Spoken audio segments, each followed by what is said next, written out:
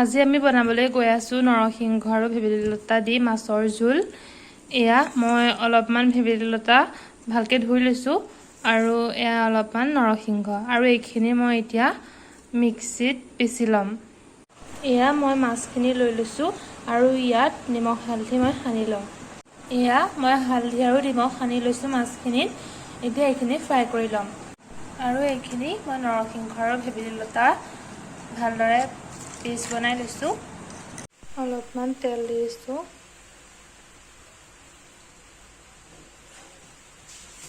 তেলখিনি গৰম হৈ গৈছে, এতিয়া মাছ দি দিম।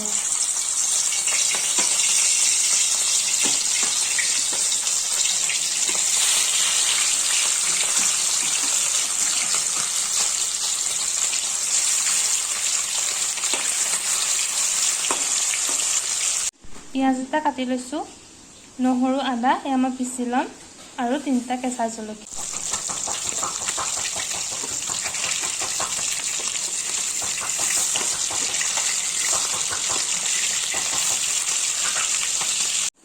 অকণমান জালুকৰ গুড়ি, অকণমান জলকীয়া গুড়ি আৰু অকণমান মই লৈছোঁ জিৰা গুড়ি।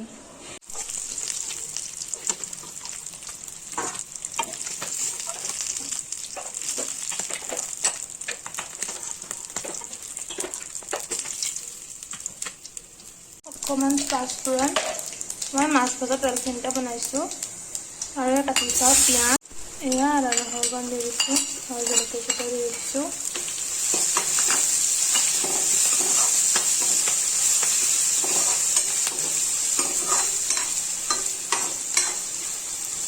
গুড়ি লৈছোঁ, দি দিছোঁ আৰু জিৰা গুড়ি লৈছোঁ এচামুচৰ জোখেৰে আৰু এচামুচ হালধি। এতিয়া ভেবেলিলতা আৰু নৰসিংহৰ পেষ্টখিনি দি দিছোঁ ইয়াতে।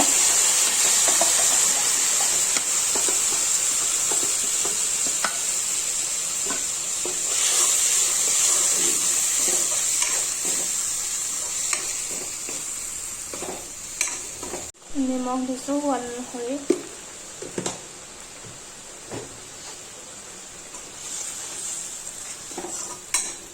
গৰম পানী দি দিছোঁ।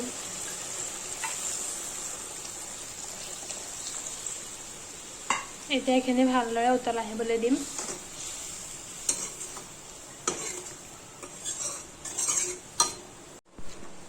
ইয়াত 2 পিচ মাছ দি দিছোঁ।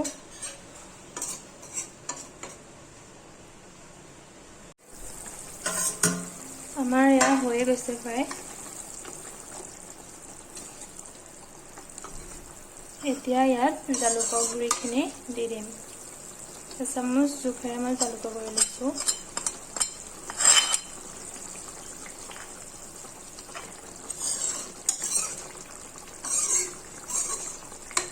এয়া আমাৰ ৰেডি হৈ গ'ল। ভেবেলিলতা আৰু নৰসিংহ দি ৰন্ধা মাছৰ জোল ৰেডি হৈ গৈছে। ইয়াক পৰিৱেশন কৰিব পাৰি।